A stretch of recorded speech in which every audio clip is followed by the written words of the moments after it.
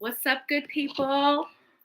It's your girl Janelle with Cope with Janelle. That's climb over problems every day. Okay, the technology did not want me to be great, as we can clearly see.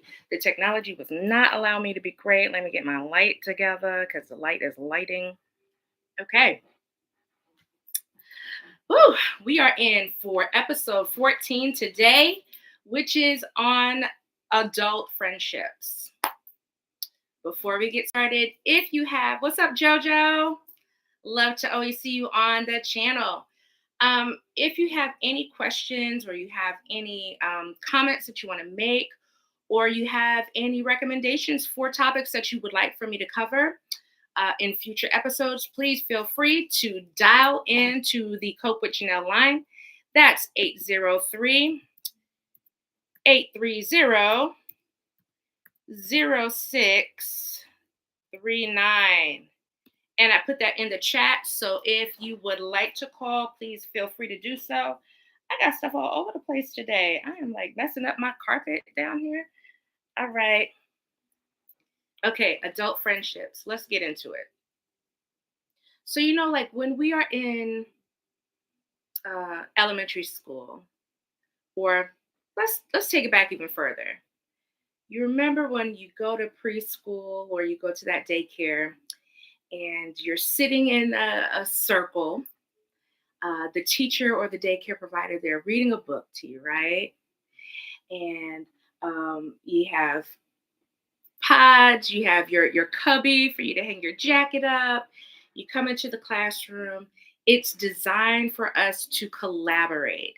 It's designed for us to share, for us to have some types of conversations, right? So we have conversations and we meet our friends, and our friends are anyone that wants to play in the dirt with us at that age, right? Or anyone that's going to share parts of their lunch or their breakfast. Can I have a little piece of your cookie, right? These are our friends. When we're in school, it's easier. I'm not saying it's easy, but it's easier to make friends because it is convenient. You're going to see these people every day or every day that you go to school. You're going to have the same classes with them. You're going to even share some of the same interests because they will see you in whatever after school club or program that you're participating in. So it's really easy to figure out who you're going to gel with, who you're going to vibe with, right? Well, what happens when you become an adult? Well, preschool, elementary school, middle school, high school, we have collaborative stuff. Even when you go off to college, if that's something that you choose to do, go off to college. You have roommates, clubs, organizations, classmates, same type of setup. What happens when you're no longer in school? You start work. Here's where we try to take some of our previous knowledge, because we only learn how to make friends once when you think about it. You learn how to make friends when you're in elementary school or when you're in that preschool era. And your parents tell you, make sure you share, make sure you say please, make sure you wait your turn, be nice, no hitting, keep your hands and feet to yourself, all the things, right? That's when you learn. But do you learn how to make friends after school is out? Like when you have transitioned from school and now you're in the world of work. Most people, they do not learn how to make friends again as adults. And by that time, we've already had relationships that have probably taken turns and twists. Some relationships we still have, and others we do not have anymore. And so we potentially get jaded. We are now influenced by our own experiences and even the experiences of others that also equally impacted us, right? But when we come to making adult friends, we kind of can't use um, the same setup of convenience. It's the same thing, same principles to make a friend, same setup, Not so much. Same principles, meaning, yes, take your turn, be polite, say please, share, be kind with your words, all the things that we would have said to our children or that were told to us as younger people. But the setup of us being in the classroom together every day, us automatically being told by someone else that we have to work together, or that we share a locker next to each other, or that we are joining this club or organization together, it's not necessarily the same setup. So that means if it's not convenient, then it has to be intentional. Well, I'm going to assume that we cannot make new friends from inside our own house, in our bedroom, in our living room, watching the same TV programs and eating the same snacks every day. I'm assuming that not too many people, that you don't know will just be forming traffic in your living room, so that you can have people brought to you. Which means if people are not being brought to you, you must go to the people. Well, it is different now. We got online stuff and we got Facebook groups and Instagram and TikTok and Snapchat. I was about to say chat, Snap. Mm-mm. Snapchat and whatever else we have. I have no idea. Okay. A lot of stuff is done online. And is it easier to talk to people online? Yeah, because there is some keyboard courage that we tend to gain when we are doing our online communication with people, for sure. But just talking to people online, does that get you out of the house? No, not generally speaking. Not unless you are, getting out the house and you're just winging it, just going out on a wish and a prayer and meeting up with the people. I don't recommend inviting people that you meet online to your house or to a location that you frequent. Public locations during the daytime where there are lots of people, that's always advisable for first and second and even third meetings, okay? But we have to move beyond just the electronics, right? So, what about um, going out into public spaces? Okay, well, let's think back when we were kids and we were going into school, that first day of school, we come back home, our parent or guardian would say, "Hey, how did the first day of school go? Did you meet anybody? Did you make a new friend?" Those questions. And the kid may say, "Oh, no, I didn't meet anybody. I didn't make a friend." And your parent may say something like, "Oh, well, did you talk to anyone? Did you introduce yourself? Did you say, 'Hi, my name is Janelle. What's your name?'" All the introductory things. Remember, I said same principles, not the same setup. Using those same principles, is it possible that you go into the Starbucks or into Panera, or while you're walking around downtown in Soda City or wherever, if you're at the gym, that you could say, "Hi, my name is Janelle. Um, I see that you come here too to the gym, whatnot. What what exercises do you like to do? What's your name?" Same principles, different setup. Why is the setup different? Because now you have to be intentional. You would have to be intentional because you don't know, you're not going to go to the gym every day looking for that person. And if you do, that crosses the boundary of stalking. We're not doing that. We're not trying to be a stalker. We're trying to create friends as adults. One would have to be vulnerable. Gosh, there goes that V word again. That vulnerability word, whoo, it scares lots of adults. Why? Because we've been burned before.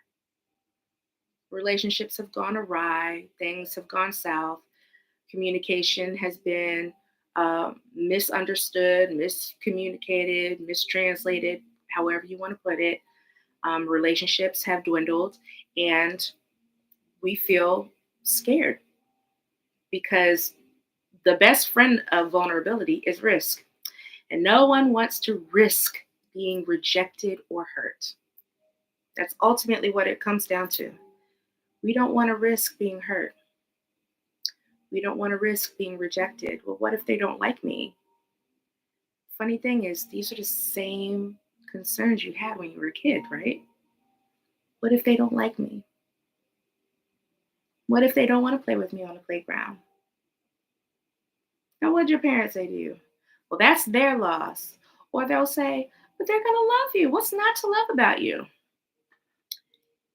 If you're not confident in yourself, if you don't love yourself, if you don't um, take chances on yourself, like you're not going to be able to know if people actually, if you will actually connect with other people. You won't really be able to know. If you only rely on your connections to come from other people or from convenience, it could potentially lead you to some more frustrations and or disappointments. Case in point, one could say, well, we don't go to school anymore, but we go to work. So all my friends are at work. Okay, sounds good in theory, and it could be good out in practice. Who knows? I've made friends at work for sure. Absolutely. Um, what if something pops off though at work? You can't bring no friend drama into work, right? What if the friend that you made was the boss? What if you're the boss and you made a friend with the employee? And now we have to have hard conversations. Well, even though we'll say business is business and friendships are friendships, the two are separate, what you can't do is separate your feelings. Your feelings, they cross over. We are hardwired with feelings. That is a part of our manufacturer settings. No matter how many times you try to reset and get rid of certain feelings, you can't because they are a part of your makeup. They're a part of who you are. And because of that, it would create a strain in the friendship that you've created at work because work is a place where we have professional relationships, we have coworker relationships, but friendships, though they could be an added bonus, they could also be a hindrance. So that may not be the best place to solely rely on your friendships, your adult friendships. Well, what about, I still have my friends from college. I still have my friends from high school, which is great. There are some friendships that do stand the test of time. Um, However, the thing is, when we are in school, we matriculate together in most cases. We experience the same level transitions simultaneously.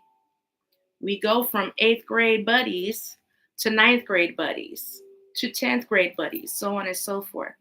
We matriculate together. When we are adults, we don't matriculate together. Some people have children before you, or you have children before them. Some people get married before you, or, whatever the case may be. Some people move away. Like, we don't all move up in the same direction anymore, which means that those friendships, in order for them to maintain, one must still become intentional. And when you are in an intentional friendship, you have to accept the fact that you're going to be vulnerable. And along with that vulnerability will come risk. You will have to put yourself out there to ask, hey, I haven't seen you in a while. I wanted to know if you wanted to hang out. Calling, texting. We can't automatically assume, well, my friend has a child now, so they can't hang out. Your friend with that child may want to hang out. They're looking to get out the house away from their child. No, just me? Oh, okay. No, I'm just playing. I love my children. I do. Especially if you're watching. I love you, Dallas and Charlie. Yeah. Yeah. But I also do like a break sometimes too. And I like to go out with my friends. At the end of the day, a parent is still an individual. Before they were mom or dad, they were still Bobby and Joanne. Like they were still different people. Okay. So even as we are in different stages of our life, it is helpful to not just put them in a box and say, hey, they're not going to want to hang out or they won't have time to hang out. But you will have to be vulnerable and take that risk and ask. What if you're like, well, Janelle, I don't really even have any adult friends? Like, I fell into that situation that you were talking about where my friends moved away or their lives are very different from mine now. Like, I'm single, they're married with children, they run in different circles, they have different sets of friends. Okay. This is an opportunity for you to get out to make some of your own. I don't know. Where do I go? How do I do that? Well, in order to think back to when you were in school. The people that you made friends with, yes, they may have also been in your classes, but we also made friends with people who were in the same clubs or organizations we were in, or did the same sports team that we did, or lived in the same neighborhood that we lived in. Same principles, different setting. When's the last time you walked around your neighborhood? When's the last time you made friends with a neighbor? Someone that lived in your neighborhood. It may be helpful to uh, walk around the neighborhood, especially now that weather is getting a bit nicer. If you have allergies, you may want to take what you need to take and do what you need to do. But walking around, being visible, going on using your social media like Facebook to find different Facebook groups where there are public meetups for clubs or organizations that you actually like, book clubs, hiking clubs. There are all of these things are on online. Even like looking in your neighborhood for the or not your neighborhood, but your city or town. There are always publications about what is going on within the city or the town that you live in. These are great places for you to meet people, for you to just spark conversations. But Janelle, I'm shy. I get it. I get it. And coming out of one's comfort zone can be very difficult. In those cases, I may recommend if you have a family member or another peer or a coworker or a church member or a neighbor or whomever that you feel comfortable asking to go with you to some of these events so that you have some type of support when you're trying to branch out of your comfort zone. Okay. But you want to spark conversations. Well, I don't even know what to say. The same thing that you would have said when you were in first grade, or maybe a derivative of. So, like, let's say if we're both at the cafeteria line, about to get our lunch, my children, or especially my daughter, she loves the nachos. Um, Even sparking a conversation about what y'all are both looking at the same time to the person in front of you or the person behind you. Oh my gosh, those nachos look really good, right? They may say, yeah or no. If they say no, oh man, well, what are you about to get? I don't know. Oh, well, or if they say, yeah, those nachos really do look good. Yeah, I love nachos. My name's Janelle. What's your name? Like trying to make things organic that fit within the context of what you're doing at the time that you're doing it, but at least still being willing to take a leap of faith and introduce yourself. Is it going to work every time? No, because remember, like I was saying about how we feel uncomfortable or guarded or may feel weird, so might the other adults because we've all experienced different situations within our relationships as we have grown. And some things may feel scary for other people just as much as it's scary for you. So don't take it as a personal attack if a person does not respond back immediately like how you would want them to. It may be that their own discomfort won't allow them to be vulnerable yet. Keep that in mind. So, as we kind of wrap up this episode of Cope with Janelle on adult friendships, I want you all to keep in mind making adult friends is much like making friends when you were a child. The major difference is that you move out of an area or a setup of convenience and you move into a setup of intentionality, meaning that you can't rely on just seeing the same people every day at school, in classes, at work. You have to be willing to step out of your home, walk around your neighborhood, go to different events, and speak. And speak, making eye contact, letting someone know, no, I'm interested in what you're saying by looking at them while they're talking back to you. And by you talking to them to spark a conversation, keeping in mind that everyone may not be ready to be vulnerable and that is not a reflection of you. That is a reflection of their own level of comfort where they are on that day.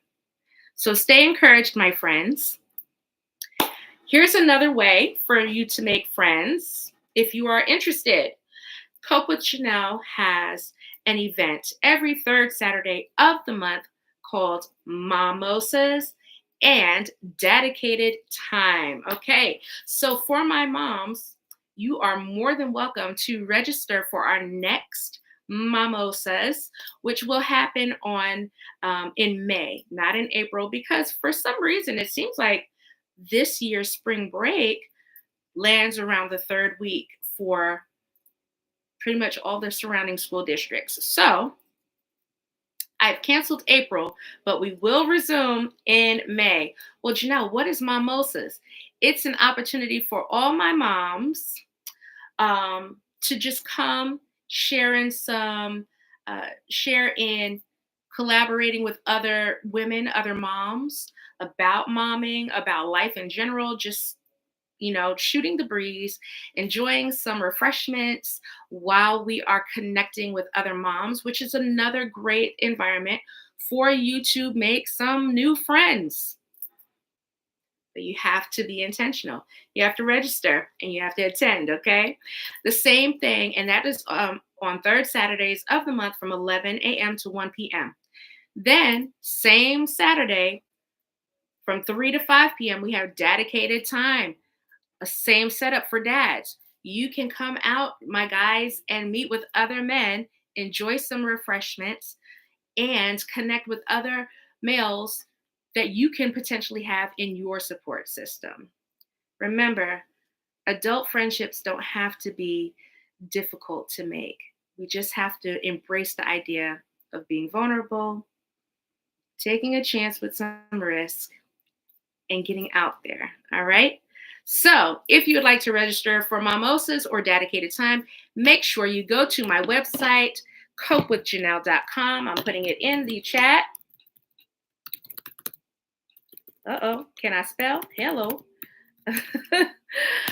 You just go to copewithjanelle.com and make sure you go to the events page, click on it, and you'll be able to register. I look forward to seeing you guys in May. But remember, tune back in next Wednesday, 12:11 p.m. for the next episode of Cope with Janelle. All right, until then, peace, my friends. Y'all be good. And if you can't be good, at least be good at what you do. No, I joke. Be good. Bye, y'all.